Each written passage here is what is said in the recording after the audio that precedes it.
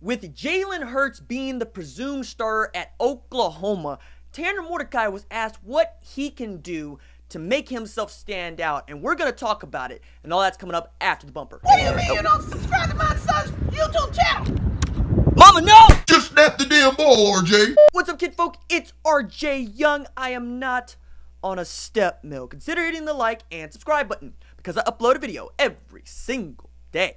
So it's OU related, college football related, sports related. We have a good time, and today we're going to talk about Tanner Mordecai, who seems to be the only real candidate to perhaps go at Jalen Hurts for the starting job. I think everybody who's watching this video, everybody who understands what Jalen Hurts has accomplished at Alabama, expects him to be the starter at Oklahoma on August 31st against Houston.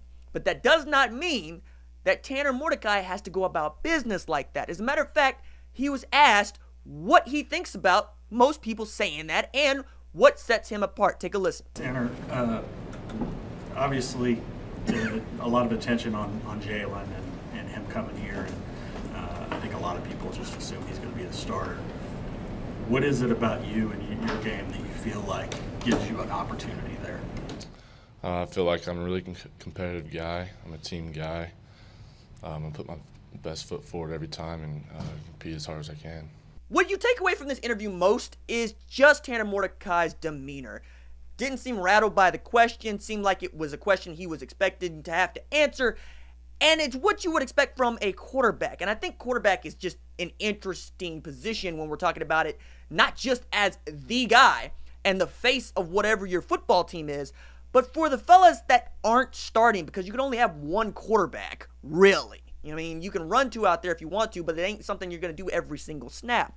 So 2 or 3 of these guys on the roster every single year are just waiting and abiding their opportunities. And sometimes they come in bunches. Like Trevor Knight's year that he was named the starter to shock everybody. Thought it was going to be Blake Bell. Thought it could have been Kendall Thompson. And it ends up being Trevor Knight, and you go with the back and forth. And this also leads me to a really good comment that I found on the channel that I'm going to read for you now. This is Scott Hyde, who says, OU has been lucky by the health of our QBs. Baker's 3 years, but only missed a half game following cheap shot by a TCU DB. Kyler didn't miss a down due to injury. No matter who OU starts, we need a fight to finish between Hurts, Mordecai, and Rattler. We may just need all 3. I'm betting 2 of these studs at least. Riley didn't bring in any QB that can't be a starter. Well, that goes on, and I don't think Lincoln Riley's going to bring in any guy that can't start at Oklahoma on scholarship. Let's put it that way, because Tanner Schaefer has tools, but anything's going to be the guy that's going to start at Oklahoma, and I don't think he came to OU expecting to do that. I mean, the only guy that's worked for is Baker Mayfield, and we all know Baker Mayfield was not even regular at Lake Travis, certainly wasn't regular at Texas Tech, Heisman winner at Oklahoma. And when we're talking about Spencer Rattler, I think him coming in the summer, he's putting on a bunch of weight. He's going to be learning the system. There's a lot to learn, not just about how to run the offense, but how to be a quarterback. And how to be a quarterback at the college level, specifically at Oklahoma, where it is quarterback you. To come out of Oklahoma as a starting quarterback under Lincoln Riley is to be an NFL pro. That's what that means, and there's a lot that goes into that. I'm sure the meetings, the practices, all of these things are going to be what Lincoln Riley expects Spencer Rattler to take in over the course of his true freshman season. I don't expect to see much, if any, of Spencer Rattler, about as much as we saw Tanner Mordecai last year. But now that Tanner Mordecai has redshirted, he's actually in a competition. For all intents and purposes, he's in a competition. Again, nobody expects that guy to be the starter, but I do think that Scott brings up a very good point in that Oklahoma has basically gone 3 years without injury to a quarterback.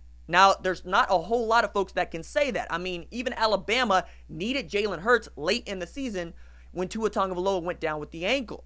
And you could see that across the board. With Clemson, Trevor Lawrence came up, and he needed to sit out for a little bit. And you were going, man, wouldn't they really love to have Kelly Bryant then? And I understand also that quarterbacks don't necessarily want to do that. They don't want to be the next guy up. They want to be the guy up. So watching how Tanner Mordecai competes, not just through the spring, but into preseason camp, is going to be indicative of where his mindset is and his frame of mind. Now, that is also the reason for why I could see a Spencer Rattler stepping up, is perhaps Tanner Mordecai's mind isn't right and he's just not showing what you need him to show in practice to where you would throw a true freshman out there if Jalen Hurts, one, wasn't getting the job done. Let's say he throws 6 picks in one half football. Maybe you're going to bench him after that. But I don't expect to see that. Nobody expects to see that. What I'm saying is football is so unpredictable that if you're a head coach, you want to do everything in your power to make sure every single player on your team is ready to play ball. And the hardest thing in the world for a player that ain't getting to start and ain't getting regular snaps is to stay mentally engaged. And that's, for me, the toughest part of being on any football team, let alone one like Oklahoma, where you're used to being the guy out of high school. You are the best, not just on your football team, but in your district, in your area, and many times in your state and region. You show up to camps and you beat kids that are your age, and then you have to compete with guys that have 3-year, 4-year, even 5-year head start on you when we're talking about playing college football. So you get to learn a lot about the maturity of a 17-year-old, 18-year-old, 19-year-old very early on and how they adapt. And that's why the red shirt is such a big deal, right? A lot of this is just being thrown at them, and they can't always adapt. But with Tanner Mordecai, you have a guy that knows how to win, knew how to win at Waco Midway, obviously can sling it, and it seems like he's in the right frame of mind to be the next guy up if, for whatever reason, Jalen Hurts does not work out, and that is exactly what you want if you're Lincoln Riley. All right, that's it for me. Deuces.